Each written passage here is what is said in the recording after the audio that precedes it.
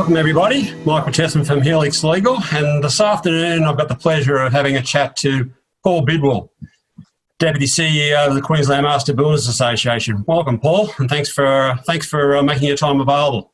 G'day Michael, pleasure to be with you. Okay, so as with all these Essential Series chats, they're a bit of a wander around a very broad paddock, as I've explained to Paul, and we've set up a rough sort of number of issues that we want to canvass, but who knows, we might get questions that totally sidetrack us, Paul, but we'll be right. We know each other well enough to be able to have a chat about anything, I think, mate. So, but let's start off with the most recent reforms that were put through Parliament last week, which was the Biffa Amendment Bill, if we can call it that, or the most recent, probably the final sort of cut of this security payment reforms that have been progressed now for several years. So, Paul, what's your views on the package that went through last week, and in particular your views about the trusts? If we start with the trust, so without wanting to sound like a cracked record, we do not believe that project bank accounts will work. So neither will the trust accounts, and we've got a plan for what we think ought to be in place. So we're pretty happy that these trusts have been pushed down the track, and now is certainly not the time to introduce the massive changes that are in train. So the fact that they've been pushed out until next year, the first tranche of those trusts in March 21, and that'll go out until mid 23. Yeah. So we think that's a good thing to shift those out. Having said that, we've worked with the government along with all the other groups to with the hand we'd been dealt to try to improve the system, and we think some of the changes will reduce red tape. They're going to make it easier. But then there are some of the other changes that are going to add another layer of complexity, and that's in the payment provisions under BIF. Yeah. Look, as I understand it, the first trench is going to be essentially the project bank accounts that have been subject to government project bank account trials already. Is that correct? So that's the way I think it was. I read so the March stuff is really just recircling back around to capture the same sector or the same contracts which have been subject to the project banker trial. Is that right? That's right, from the 1st of March 2021. So yeah. The big deal is going to be introducing trust accounts into the private sector. Now that starts above $10 million in January 22, then goes to $3 million in mid-22, and then the last tranche, which will bring in trust accounts to everything over $1 million, excluding individual houses, from January 2023, which would be a disaster. Yeah, so I've written a number of articles about the problems that be the same issues that you've canvassed in terms of the administrative costs. So I, like you, I'm glad that the government recognised that the COVID situation was not the time to disrupt the industry even more with a raft of regulatory reforms, which were going to be very disruptive. So kudos to the government for recognising that that's the case. That it just wasn't the right time to do it. But the other thing that people should be aware of is that what was introduced last week was, and the minister was very clear on this in his second reading speech, was that this is the government's intentions in terms of the rolling out of the staged reforms.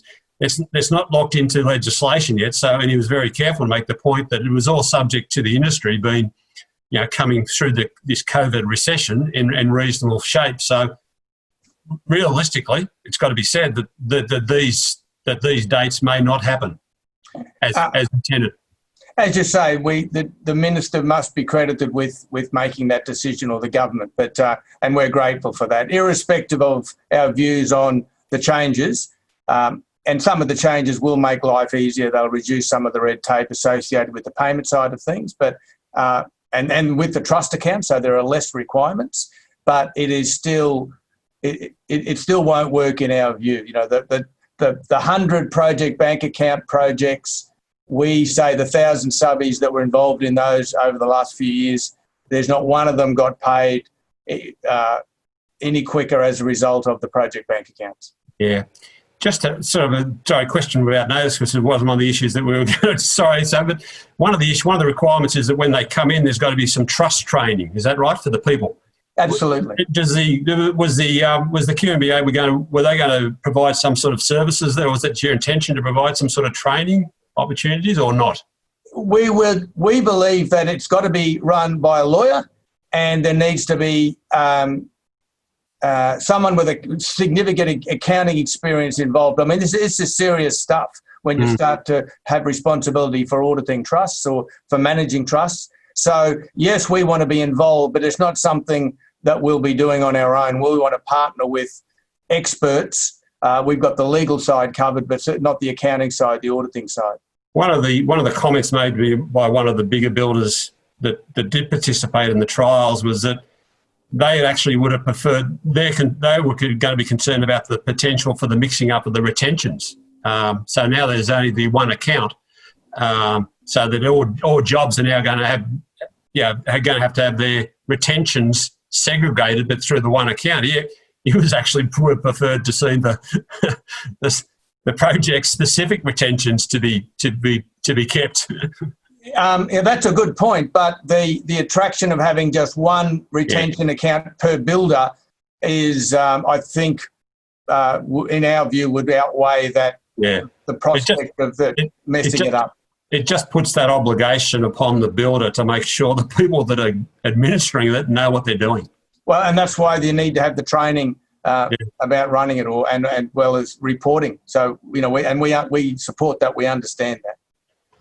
Okay, so we've covered that quickly, but so we've outlined for everyone, all the listeners or the viewers, that the trust is, the government's got a committed intentions, and but really not locked in by legislation at this stage. Can you shed any light on the other requirements? There's other changes to a number of acts, but there's also changes to that affect the QBCC and adjudication and things like that, where the minister just said that there was going to be, I think he put around September for commencement of some of this, but can you just shed any light on what those reforms are and whether or not you've got any more clarity around the commencement of those reforms? Certainly. So there are changes to the QBCC Act, changes to the Building Act, and changes to the progress payment part of the Building Industry Fairness Act. I think that's Chapter 2 or Chapter 3. One's project bank accounts and one's the payment stuff. So the minister indicated that it was going to, those changes would commence on the 1st of September. We've now heard in the last 24 hours that hopefully will be the 1st of October. We've pushed to delay the commencement as long as possible because the changes are significant. People are going to have to get their systems in place. The big one is going to be the supporting statement to accompany payment claims. It's a new requirement, and a lot of people haven't got their heads around the changes to the Building Industry Fairness Act, going back 2 years now. So some of them haven't understood that. Now they're going to have to change again. So, and there was a process. So we're not arguing that they went through. They talked to the industry. It's been considered by Parliament, passed by Parliament, but we just want as much time as we can before those changes are implemented and before the regulator can go and pursue people if they don't comply. Yeah. Look, the payment claim changes, you're so right there, because in Queensland, in the space of a very short period of time, you've gone from payment claims having to be endorsed, then not endorsed. Now a payment claim still doesn't have to be endorsed, but it has to be accompanied by a supporting statement. So in one way, it sort of reverses the simplicity that was behind the removal of the endorsement. So So you're right. The ordinary punter is going to be confused if he thought, oh, okay, just getting his head around the fact I don't have to endorse. But now, yeah, that's right. He still doesn't have to endorse. But now he's going to make sure that he's got the supporting statement in the right form that covers the right requirements. And I think I read that the QBCC was going to issue guidance notes in that respect, or some sort of information to help the industry. So, There will be, and there's a big job in front of the Department of Housing and Public Works and the QBCC to make sure that the industry understands all these changes. I mean, there's some around the QBCC Act to do with MFRs, a whole heap of stuff that's in there. And some of it's not all bad, some of it is good. But just to your point about the endorsement, we argued strongly to a black and blue in the face to bring it back. And the government initially said, well, New South Wales has got rid of it, but New South Wales has brought it back. I mean, what we want in the longer term is to go back to that system. New South Wales brought it back for a good reason, that on the surface it was designed to simplify things so that, you know, subbies in particular didn't feel threatened by having to which I always thought was overstated in terms of, you know, being able to lodge a payment claim and not have to sort of out themselves that they're claiming under the Act. But what it did, and I'm not speaking from a lawyer's perspective because I'm not a lawyer, but obviously I've seen my background in adjudication is pretty deep. What it did is it shone a light on all the other requirements associated with being a valid payment claim. So since that endorsement's been removed, you've seen some Supreme Court reviews where more precise requirements associated with the description of the work, for instance, have been identified. So I've always argued that by removing the flashing red light, as I would call it, you know, the endorsement, it's actually inadvertently, well, you know, the judiciary has said, well, okay, it doesn't have to be endorsed now, but we're going to look really carefully at whether or not that payment claim specifically provides enough clarity or detail in terms of to be able to be, you know, considered a valid payment claim. And as quite often happens in these sorts of ways, you get perverse outcomes. You get these unintended consequences. So, yeah, there's all the changes around payment claims have just made it very difficult for people to understand what's required of them. So I'm glad that they're going to give more time, and I'm glad they're going to push out some information to the industry. Absolutely. So, just pushing on to some more broader issues, probably associated with, well, definitely associated with the state of the industry that we see ourselves in now, in this COVID-induced recession. Is there, you know, when we were just talking before, so I'll lead with the all trades going, you know, all trades, Queensland, the biggest, you know, commercial trainee and apprenticeship business in Australia sort of gone into administration. So that's got to be a sort of lead indicator that the industry from a sort of lead perspective, you're placing apprenticeships and trainees is really struggling. And I read an article the other day where architects' businesses are down, way down. And it was always said to me that if you wanted to know what was happening, particularly from an insolvency perspective, if architects' business started going down at some stage, you could sort of factor in that insolvency was going to be an issue a couple of years down the track.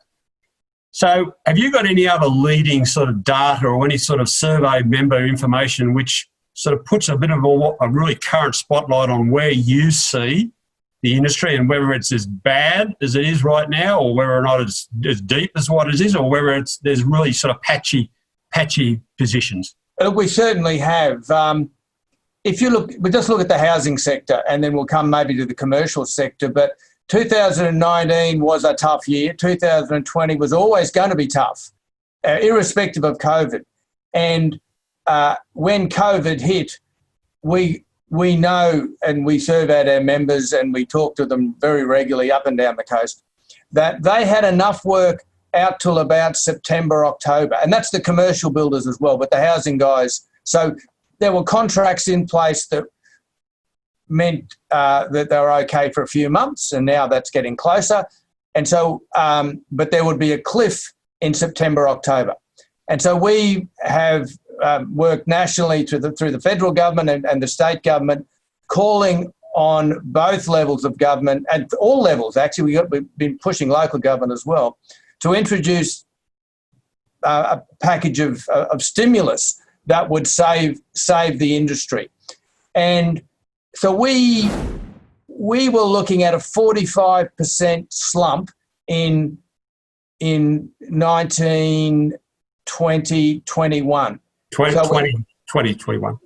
I beg your pardon, in 2021. So in 1920, we had 30,000 commencements. In the absence of stimulus, we thought that would be about a 45% fall down to 17 or 18,000 commencements. And this is house building commencements. That's right. Yeah, this is units as well. But units as well. But with the stimulus, we think that for 2021 it'll be about 28,000. So that's still a significant fall. It's still sort of 28% fall, but it's better than a 45% fall. And there is no doubt that the demand has been like through the roof, and that's builders big and small right across the state. So the project home builders, renovations, although renovations didn't actually get caught in some parts, patchy, but some renovators didn't have a GFC, let alone a COVID slump, and that's in Brisbane. Yeah. But across the state, it was looking very dire, and right now people are really struggling to cope with the level of interest, although that's a problem in itself because the home builder grant, you can't make application. But people are signing contracts. We were concerned that people would get frustrated because the process hadn't opened up and would walk away. But I'm now hearing that contracts have been signed because they know the new house they're going to build or buy will build if they're going to get the $25,000 from the federal government. It's under the cap, so that it'll comply. They earn what they're earning annually is under the cap, so they have every reason to expect they're going to get it. So they're signing up hoping that they'll get the $25,000 from the federal government. And if they're if it's their first home and they're in regional Queensland, they can get $45,000, which is extraordinary. Is that just from the feds, or is that when you combine the state, the state and the two together? Is that right? Correct. Yeah. So the state government's thrown another $5,000 for new home construction, and then you've got the $25,000 from the federal government, and then you had the $15,000 from the state government for the first home owners. Now it's a little bit complicated because some are for just new construction, and the $15,000 from the state is for a new home or new construction. So as long as it's never been lived in, but $45,000 in regional Queensland is an extraordinary amount of money, and it's working. It is working. So your feedback is that, because one of my concerns is whether or not it was just going to drag people which were already committed to the process. In terms of, I'm talking about the $25,000 sort of, the most recent, the federal stimulus. But you're sort of saying the early indications that it's much more than that. It is bringing in real new participants to the market. Absolutely. Pull people out of the woodwork. The renovation grant, so it's $25,000. Initially we thought, well, it's aimed at $150,000 up to $750,000, more than we expected, the $150,000 minimum cap or hurdle. But there are people applying for that. I was talking to our Cairns office, and there are the building approvals for the Cairns Regional Council. There were 3 of them over, 3 out of 10 or 15 for the month that were over $150,000. So people are taking that up, which is fantastic for everyone concerned. But one of the problems concerns we've got is what happens this time next year. So it's it certainly pulled people out of the woodwork, but it's brought forward all that demand. Now, we've decided to take the view that we'll fight one battle at a time. So we were facing that cliff in September, October. We are confident that they'll be building in October, November in the lead up to Christmas that would otherwise not have happened without federal and state government stimulus. And I think that's very smart of you, because we're going to get sort of an economic update from the Treasurer tomorrow, but so much next year will depend upon the employment prospect. People getting back and having an income to be able to even consider purchasing or buying. You know what I mean? So and at the moment, until that's sort of this whole sort of job seeker, job keeper, the whole economy sort of shakes itself out a little bit and sort of settles down. We just don't know precisely how many, what the overall, the real underlying unemployment is going to settle on, because that is going to be a huge issue in terms of people having the potential or the capacity to even build. So next year, so the more successful that is, the greater the capacity for the industry to pick up new work next year. But how the hell, you couldn't predict that right now, could you?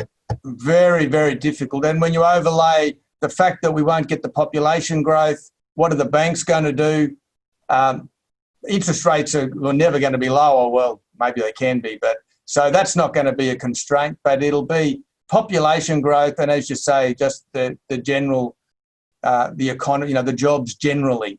And that leads me into sort of the potential patchiness associated with the stimulus or the reform. So if I could summarise, correct me if I'm wrong, from a sort of a high level perspective, what we just talked about was really good for home building, and everything I've heard from all governments in terms of committing to monies, capital works monies or infrastructure monies, for the 10-year plans for the feds and the states, or all the capital works and infrastructure, they're committed to that and they're trying to bring it forward as quickly as they can. But that will be good stuff for, the big yellow sort of operators, the caterpillars and the bulldozers and the people that do all the big infrastructure stuff, build roads, build ports, all that sort of stuff. I'm worried about this middle tier, this commercial, this mid-commercial tier, and particularly high-rise stuff, because that is where I think, I'm the non-economist, that's where the drop in the population is going to potentially hit, the demand for units and high-rise and all that sort of stuff. You are absolutely right. There's a lot of angst amongst the commercial sector. Some of them will try to get into, use the home builder grant, because it does apply for all, but I just don't think you can make a big unit development stack up in the timeframes. But townhouses and, maybe 20 or 30 units are certainly doable if the developer and builder get on quickly. But to your point about the commercial sector, that is the big worry. There's a lot of commercial builders chewing their nails, wondering where the next job's coming from. And it's not just the mid-tier, these are the big commercial builders as well. The Premier, as you say, the Premier has committed to maintain the capital spend that was announced the end of the mid-year financial review in December. So that's $52 billion over the next 4 years. I expected in July that we'd get an announcement on what the 2021 program is going to look like and the next 3 years. I thought it might have been this week, because if you look what happened in June and May, the Premier made an announcement. So I'm hoping that it's next week. We know that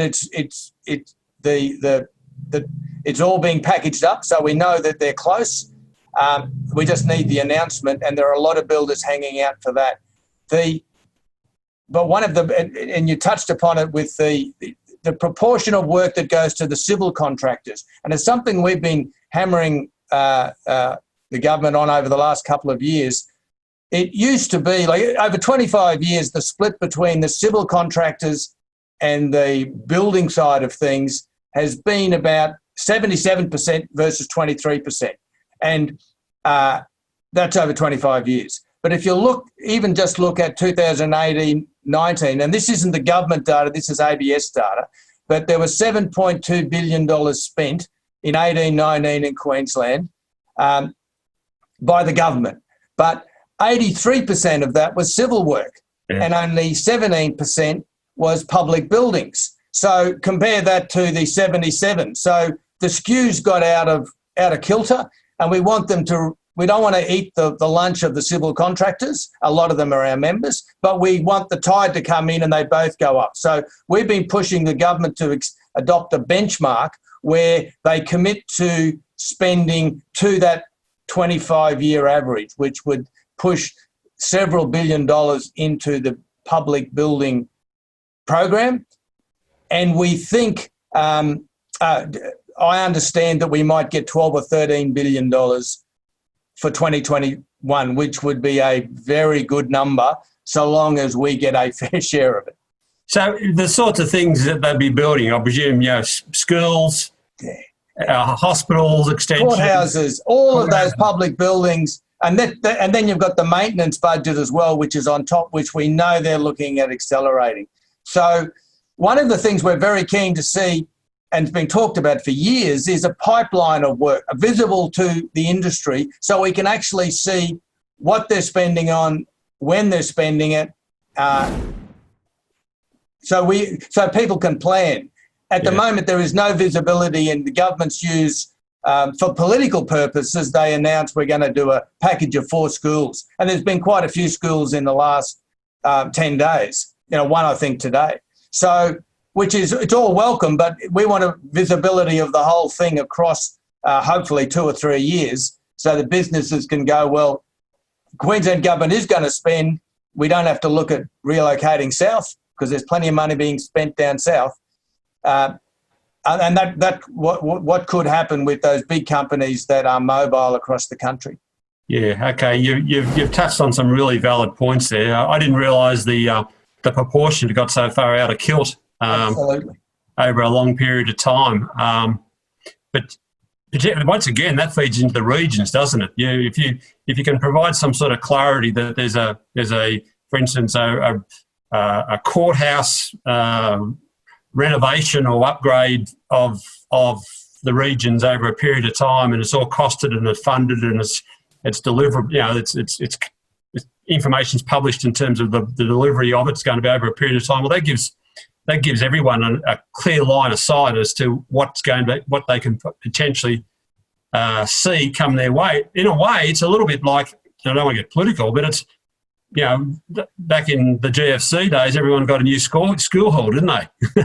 Yes, and we say that in Queensland that system worked very well. Now, I know there were audits done in other states which found that the money was squandered, but there was no one ever made that assertion in Queensland, and it saved the bacon of a lot of commercial builders, big and small. We just want to get the government to get their procurement processes right as well. What we don't want is too many of those projects being classified as significant and having to meet the best practice guidelines, because that does nothing but push up the cost. But that's probably a topic for another day, Michael. Yeah, okay, that's a really good point. Just generally on that, do you see that every time I look at the pre-qualification criteria associated with government work, it seems to grow layers upon layers upon layers.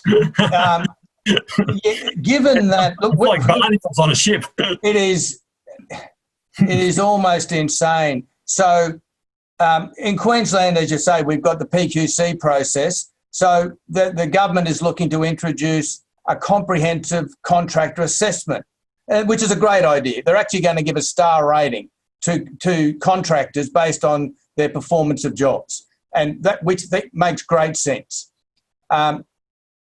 But PQC only applies in our industry. There's an awful lot of government procurement that goes on for all sorts of things, computers and whatever you could think of. So the government said, well, we need that. We want to make sure that we get the right people supplying all government things, all government services. So they've got a thing called the ethical supply mandate, which means that if you don't perform ethically, then they're going to give you some demerit points and you'll have 12 months on the side and you can't tender for government work. Now, that applies to our industry as well as the PQC. And then there's an ethical supply threshold, which is about making sure you pay your people properly. Then you've got the best practice principles for projects over $100 million, which is another layer. And then they've got the buy local policy. So it is navigating all of that is a headache, to say the very least. Yeah, it's a great point. Like I said, every time I look at it, it's like a ship growing barnacles. It just seems to be another layer upon layer, but it's one of the issues associated with the recovery of this recession. It's not just the stimulus that has to be looked at. It's the other side is all the regulation and the policy and the governance. And I'm not saying that the government should walk away from any of this sort of stuff. It's taxpayers' money, for God's sake. It's there's got to be accountability. But by the same token, you can have the best intentions in terms of getting money out there, but if the money is held up through all the gates that the contractors have to go through, well, then it defeats the purpose. Because one of the things is that speed is essence of. I was watching a press conference today where, so the government got out so much money really quickly in the JobKeeper stuff, and there's been some sort of perverse outcomes in terms of, particularly some of the casuals getting some more money than they used to get before. But I was thinking, well, if they stopped and tried to fix that up and make sure it happened, no, the money wouldn't have got out. And the reality is that most of those people are still probably going to spend it, so the money's going to come back again anyway. It's not as if the people that have got the little bit of extra money this time round, based on the fact that they were getting more than what their casual hours were, they're hardly likely to sit on it and not spend it. Very true. Very true. Okay, so PQC, that was good. I'm glad we covered that. So now you changed the batting order. I'm just trying to figure out what I want to do. Are you okay if we have a talk now about safer building, the safer building program? Yeah, of course.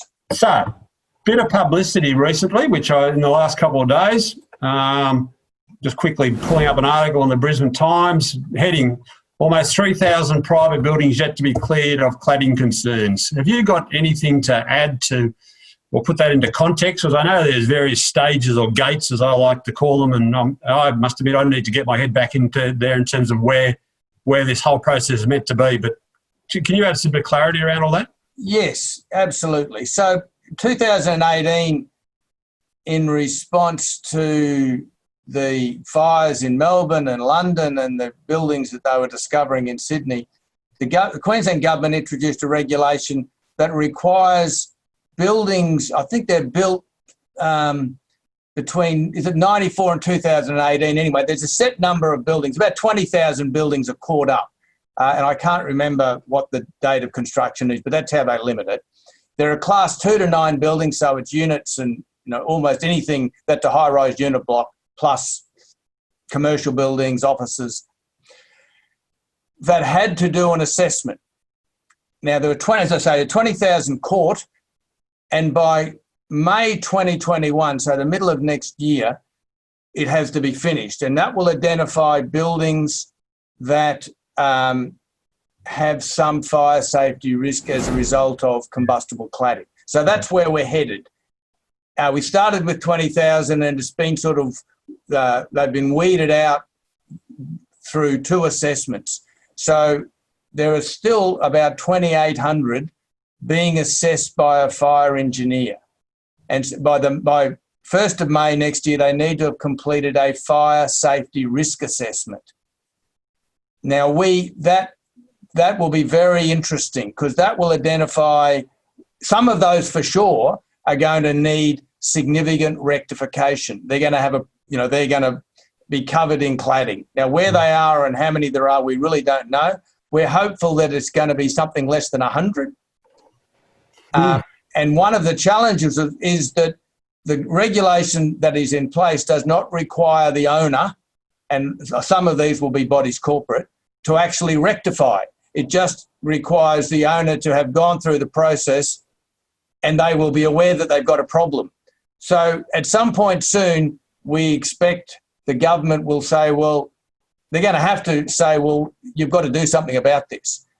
So, as I say, it could be 50 or 60 buildings. It could be 100. It's certainly not going to be the 2,800 that will end up having this fire safety risk assessment. Some of them might just have to do bugger all in the scheme of things, but some will require significant work. And if you look, so that's the private sector, and if you look at the 880 about government buildings that went through the same process, there's 24 of those that need rectification. And some of those are going to cost millions. So there's every reason to expect that will apply in the private sector. Now, no one, there is, and I'm not aware of any buildings privately owned that are in that boat, but they will emerge over time. So there's going to be a day of reckoning coming somewhere down the track, isn't there? At some point in time, when all this shakes out, you'll come down to your 50 or 100, whatever it is, real candidates, and then there'll be a bit more shake out of that in terms of some easy fixes. But then there'll be a core of real problematical buildings. And that is going to be a nightmare. And the question we've asked is, who will pay for it? Who will pay? Because the builder is going to say, well, we built this building, it complied with the National Construction Code at the time, we've got the certificate of classification, there is no problem with it. Now, with the benefit of hindsight and new data, it might not, it wouldn't comply today, but it did at the time. So we say the builder's not obliged. The owners are going to say, well, we bought it in good faith. It's not our problem. Someone else has got to pay. And if you look at what happened down south, and you can't really compare them directly, but the cost of that, at least one building was apportioned between the certifier, the architect. I think the builder got off it pretty well scot-free. Yeah. And if you look at what's happening in Victoria, and they've got a much, much bigger problem, they either have started or they were looking at introducing a levy, a bit like our... in Queensland, it would be like adding to the Q leave levy, portable long service leave levy, to cover it. So God forbid that happens up here, but in the next couple of years, there's going to be a conversation about what happens and who pays for it. The other thing that always strikes me is when it comes down to the guts of the problems, what certifier is going to stand up and certify the rectification? The certifications have got their own problems in terms of, which is another problem we could talk about in terms of which has been kicked down, the can's been kicked down the road in terms of PI insurance. But, well, I just don't know. If I was a certifier, I wouldn't be. And certifiers probably should be involved in the stage where they're at right now in terms of couple working with the fire engineer, I would think. I don't know. There's a lot of talk about that, Michael, and that's going on nationally through as a result of the Bronwyn Weir and Peter Shergold Weir report, anyway. And there is talk about almost having an expert panel sort of peer review for complex buildings, and that for me would include the rectification of these existing buildings, and our view would be that the government would underwrite that. It wouldn't be an individual certifier because, as you say, the PI insurance, the PI insurers, not partially as a result of what's gone on, have deserted in droves, and it's a real issue for the industry. But yes, COVID has interrupted a whole lot of things. It created a different set of problems, but we had all these things that were in train. Yeah, I suspect that there's what COVID has done is given everyone a bit of an opportunity. There's good things, the potential resetting of industrial relations reforms, and we'll talk about that very quickly coming up because I've got about 10 questions coming in I've got to get through too. And, maybe more collaborative sort of industry, hopefully. I saw press releases co-signed by yourselves or the master builders, the CFMEU, about the work safe issues, everything like that during it. So all good stuff. But I suspect that there's going to be down the road, and there's going to be some kicking down the can in terms of insolvency issues sometime probably next year. Now that the JobKeeper and JobSeeker stuff has been extended by another 6 months, private certification issues, and of course the debate will return again to the implementation of trusts, which everyone's sort of parking at the moment because of the COVID situation. The insolvency one will be very interesting. There's an eminent insolvency practitioner who's done a lot of work in the building construction industry who has approached us and said we need to be working with the QBCC because you now have minimum financial requirements. You've got to report each year. So there'll be a lot of builders, if it all goes pear-shaped, which is it will to some extent, who will not have the net tangible assets to run their business. And so what will the government do? And this is it's a question for next year. But we put the government on notice that they will need to think very seriously about whether they put them on ice and for maybe 12 months or 2 years while the industry recovers. It's very true, and I've written articles about this because if you look at things from a sort of helicopter perspective, the Commonwealth government have introduced insolvency relaxation laws associated with directors' liability and upping the amount that a statutory demand can be taken to sort of bring wind-up action or bankruptcy action. And I suspect, I was reading today, that they're probably going to extend that or maybe even fiddle around a little bit more with the insolvency laws. Now, that's all designed to ensure that companies in this hybrid period or this hibernation period, as the Prime Minister used to refer to it, don't just go out the door backwards because of COVID. But the problem is that you've almost got two arms of government working against each other, unless the MFRs are given some sort of relaxation. Because if the MFRs are strictly applied, well, then you're going to, you might have insolvency relaxation, but the QBCC potentially could take you out because you haven't got a licence, if I'm making sense. Absolutely, that is the problem, and it's something that we're floating. The need for some action. Now, that's the regulator doesn't make the rules, so we understand that. That's one for the Minister for Housing and Public Works. Yeah. And I have to say, the period of grace that I gave the little guys this year for that was great. So that type of commitment, that type of attitude is great. And if you can and that was the regulator doing that, so that was even greater kudos to them. But you'd like to think that these are decisions that are going to be made by government, not by the regulator, because the regulator all the regulator does is regulate what the government brings forward in terms of legislation. And look, you're right. The QBCC is looking at how they deal with COVID-related hardship. So in terms of timeframes to fixed effective building work, what are they doing about reporting of MFRs? So, and that is a very positive step, and we're hoping that something will come out of that pretty quickly. So before I kick onto some questions, which is now up to 11, just a quick comment from you, and it's an area which I sort of only have a sort of a glancing knowledge of because it's just part of the industry. I saw that there were some changes to the trespassing laws associated with unions, or some clarity about what unions can do on sites under the workplace health and safety regimes. Any comment there in terms of what?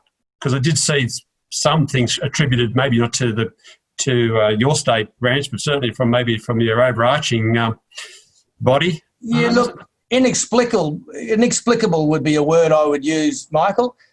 It was pushed by the police service, I understand. So union officials have right of entry for safety and industrial purposes. So that's okay. It's under the Workplace Health and Safety Act or under the Fair Work Act federally, and that's entirely appropriate, provided they stick to the rules. Now, if they don't stick to the rules, they could be pursued for trespassing. Well, they could up until that legislation last week. Now it says you cannot pursue them for trespassing. So it's almost they've got a ticket to run amok while exercising their right to enter for those very valid reasons. So they've done it. It went through Parliament last week. I'm not sure whether the changes have taken effect, but I suspect that it'll happen sometime this week. So until those changes take effect, then those union officials who don't do the right thing can be pursued for trespassing. But once those rules once the changes take effect, you can't. Yeah. So we live in interesting times. So I'm just going to try to cherry pick some of these questions. Okay, here's one. Paul, what is the one thing from the GFC period that you wish the industry had done earlier, and what can we learn from the action plan for the recession we are in now? So, well, we just talked I thought the GFC provided a lot of guidance in terms of some of the stuff that they did in terms of the school halls. But is there anything that you gleaned from the GFC that maybe could be repeated this time around? Look, it's a very good question, and there is really nothing that springs to mind other than the governments have actually done it, which is that they need to introduce stimulus measures quickly, and they've got to be big chunks. So they've done it for the housing sector. We await with bated breath on what they're going to do with the commercial sectors of the capital program. There will be some announcement soon about build to rent. So there are a couple of proposals floating around for that. There'll be an announcement maybe in the next few days about catalytic infrastructure, which is something that the Property Council and other groups have been pushing. So that's the thing that we learned, that stimulus works, but the government needs to put it on the table and get out of the way and let it happen. But having said that, there need to be safeguards. No one wants a pink bats disaster. So it's a matter of whether having enough thought to make sure the program works without taking too long and tying up people in red tape to get the money out. So in terms of sort of regulation, learnings that we'd say, what we should have done, there really isn't too much. It's, one of the things that, and you touched on it, that has been positive is that the unions and the building industry, so the building unions and the building industry have got together to some extent on making sure that social distancing works. And that's been good, because otherwise the industry would have been shut down months ago. Now, where that goes to, I'm not sure, but that's one positive. So look, that's a pretty ordinary answer. That very good question. It was a random. Well, here's another random one for you. Sorry, this will get you copping. What are the 3 initiatives changes you would like to see put forward in the industry over the next 5 years? So someone is thinking outside, there's which is what I love too, is that we're all focused on COVID. We're all going to survive COVID. I get that, but the other side of it, we're going to come out of this one way or another, either roughly or I don't think it's going to be a snapback like the PM wanted initially. But anyway, what are the 3 initiatives? What do you think are the big 3 initiatives that from your perspective or from the association's MBA's perspective that you want to see pursued? 2 that spring to mind, and I'll think about the third while I tell you about the first 2. One is really scrapping that current security of payment legislation. We believe, and I said that we don't think it works. We've worked with the hand we've been dealt to make it better, but our preference would have been to scrap it and start again. And the things we're looking for are, we agree with we're trying to pick some things nationally. Then there's a lot of, this is not a conversation that's just being had in Queensland. Across the country, they're talking about security of payment. So cascading retention trusts, that would be a good initiative. A comprehensive system that deals with defective building work and payment across so it's broader than the adjudication system we've got now, deals with defective building work and payment across the entire industry. At the moment, if you're in the housing sector, the builder cannot pursue the resident owner if they don't get paid. So, that's the start of the problem. developers aren't caught up in any of this, and that's something that the state government has done. In the QBCC amendments, it says that by July 20, I think it's July 21, that the government is to do some sort of review about how developers could be roped in to the security of payment legislation. And that's something the union support us very strongly on, because that's where the rot starts. And just on that, sorry, while you're thinking, I've meant to cover that. Have you got any more information on that? So the Minister said the other day that there was going to be some sort of statutory review, some sort of panel, I presume, or some sort of body of experts were going to come together. Any news, any update in terms of references or anything you've seen? Only the timing. So by July 21, whoever it is going to come there and do whatever they're going to do. But by July 21, they've got to report to whoever the minister is on the day. So, and that will be a good thing, because that's where a lot of builders get caught. They don't get paid, and therefore they have problems paying downstream.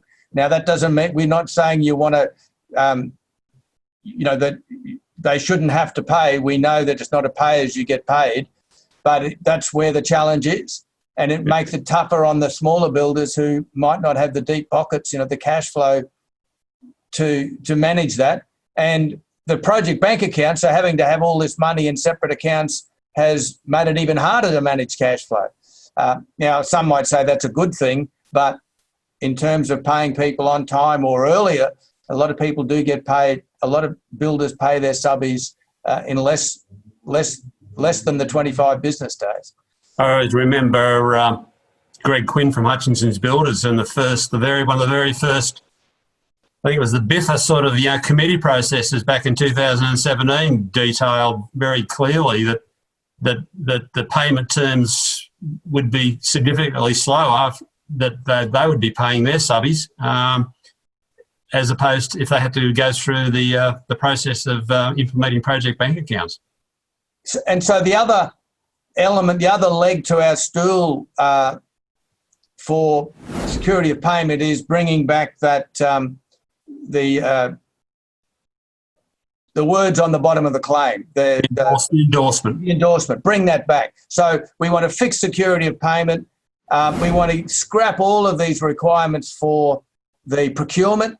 There's all those layers, and they're the two big things. So Queensland has got, compared to the other states and territories, like a pretty robust and got a licensing system. We've got home warranty insurance. Our certification system's pretty good. So we've got a lot of things going for us. A lot of the states over time are trying to emulate it. Even the Shergold-Weir report, a lot of the things that they're recommending and that are underway, we've got in Queensland now. So licensing, for example, we've got, I think, 70-something categories. Now, you might say we've got too many, but compared, some of the states have got bugger all. So you don't need to be licensed to build a high-rise unit tower in New South Wales. There's no Queensland. I've always said that if you can survive the regulatory regime in Queensland, you'll survive any regulatory regime in the world, quite frankly, because it's so exhaustive. My wish is I just wish we'd stop putting layer upon layer upon layer and fully exhaust the potential for for existing legislation before we move into another sphere of legislation. So I think there's the potential to review all of the legislation and just see.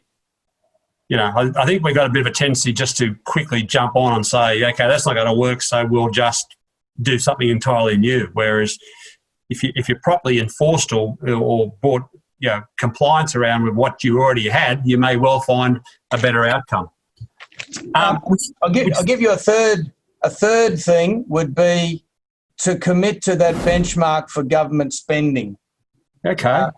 And the other thing, even though is really shaking up the QBCC, we think there is some work to be done on some.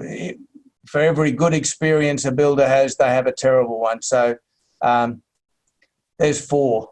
Yeah, okay. Well, here's one which is, and we've only got a little bit more time left. So, but what are your views on CPD for builders?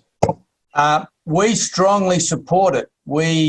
And it's not just builders, it's all licensed contractors. So we've been pushing it along with HIA, and the government, the minister agreed that it's a good idea. So we've been part of a group that's working through the QBCC to develop a framework. It's been put to the Minister's Ministerial Construction Council and sort of supported. And I won't say sort of, it's been supported. But COVID has had its role in making sure that it's sort of on the back burner. But it's another one being kicked, another issue being kicked down the road. But that is one way that we can lift the standard to make sure that we don't end up with these dodgy buildings. You know, we can improve the quality of the buildings, but more importantly, improve the quality of the business people. So that's where they get into strife. And if, you know, a lot of people don't, some people, I won't say a lot, some people don't even use contracts. So they work with people, have done so for years. It's all about relationships. And that works until it doesn't. And then it all goes pear-shaped and that's why we have the push for these very, it is draconian security of payment laws. But if people had the information, if they were aware of what their rights are, what their responsibilities are, then we might not have the problems that we've got right now. Yeah, and I won't ask the question, but it leads into one of the questions was, do you think there's an over-reliance on governments to fix up everything in the industry? So that leads into that. There's got to be the industry itself. The participants in itself have got to be prepared to step up and improve their overall business acumen. And if everyone sort of does that, well, then there'll be less clamouring for the governments to fix everything up all the time, because there's a limit. Look, that's very true, but for rightly or wrongly, we are a very, very regulated sector. And if we had a clean sheet of paper, would we say that every licensed contractor has got to set aside 5% of their turnover? And that's what it varies between 4, 5 and 6% of your turnover. Set the assets aside. There is no other industry that we can find in the world that has to do that. But in Queensland, you have to do it. So governments have, and we support the minimum financial requirements, the net tangible assets, because it at least it's good for you to know that you've set something aside, that you've got the wherewithal to manage your business, to deal with some hard times. Not that 5% of your turnover is going to be enough if things get crook. So it's a fair question about, I am asking government to do a whole lot of things, but if we didn't, that egg is broken, and to go backwards would be, maybe that's an option. We go to a deregulate completely, but that would be swimming against the tide. If you look at what's going on in the other states around the other states and territories, they're actually looking at introducing more regulations similar to what we have. Yeah, I know. Here's a nice one. I think we might be just the one that we finished up with. It's a bit of a plug for you to be able to push the industry. But so it's more of a comment. How am I expected to keep up with all these changes? I'm trying to run a business and I feel like the post moved too quickly for me to possibly keep up. Now, in the context of, we at Helix Legal, we established a COVID hub of information where we, updated it every single day when there was all the sort of, the new requirements, the travel requirements, the social distancing requirements, everything to do with, back in March and April. So as a one point of, truth for contractors. I have to say that the stuff that you guys have produced in that era, in that sort of regard, has been outstanding. It's as good as anything I've seen in terms of the stuff that's on your website, in terms of the speed that you got information up. And I just thought, well, wow, that's valuable membership stuff. So anything go for it. Plug the benefit of being a member of the MBA, mate. Well, but it's a very, very good question. And I know when the Building Industry Fairness Act came in, and forget about the project bank accounts, just the payment changes, there really was a couple in Mackay. The guy's been in their probably early 60s. The woman, his wife, looks after all the books, Jock's on the tools. And she was actually in tears saying, I cannot, exactly the point that this person asking the question made, how am I supposed to keep up with that?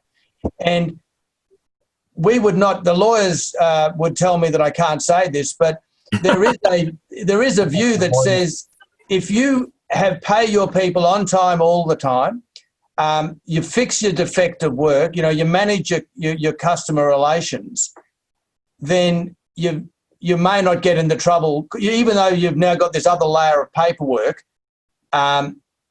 Will the regulator ever catch up with you if you don't comply? It's only if something goes wrong if you haven't paid someone, then there's a complaint made, and then they'll look at it and say, well, neither party you haven't got contracts in place, you haven't contracted with a licensed contractor, all of the rules that apply that make it impossible for everyone to know what they have to do, particularly the small businesses. Can the QBCC possibly be out there enforcing all of those rules? And the answer is no, not across the 60 or 70,000 contractors that are operating in Queensland right now. Yeah. All right, mate. Well, look, that's right on an hour. So in bring it to an end, is there anything you want to add to sort of put a bow tie around this conversation? Or no, look, thanks for the opportunity, Michael. It's great to be able to vent on all of these issues. So I appreciate that.